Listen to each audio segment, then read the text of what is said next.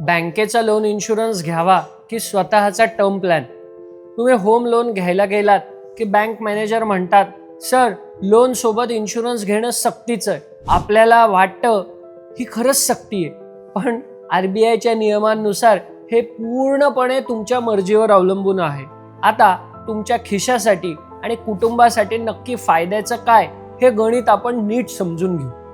बँकेचा जो home loan insurance असतो तो फक्त तुमच्या कर्जाच्या रकमेपुरता मर्यादित असतो.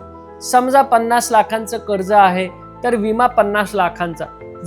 जसे तुमचे हप्ते फिटतात आणि कर्ज कमी होतं तसं तसं विम्याचं संरक्षणही कमी होतं.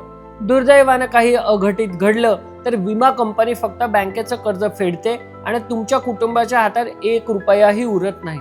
सर्वात महत्त्वाचं म्हणजे याचा प्रीमियम कर्जातच ऍड केला जातो.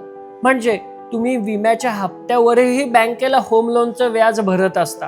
यामुळं तुम्ही प्रीमियमवरच साधारण 2 ते 2.5 लाख रुपये जास्त व्याज भरता. या उलट स्वतःचा टर्म इन्शुरन्स हा खरा आणि शुद्ध विमा आहे. तुम्ही जर 1 कोटींचा टर्म प्लॅन घेतला तर तुमचं कर्ज कितीही कमी झालं तरी संरक्षण हे 1 कोटींचंच असतं.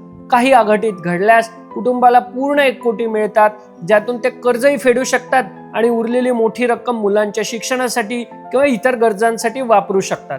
याचे हप्ते भरताना तुम्हाला टॅक्समध्ये सवलत तर मिळतेच, पण कुटुंबाला मिळणारी रक्कम सुद्धा सेक्शन 10(10D) मुळे पूर्णपणे करमुक्त असते.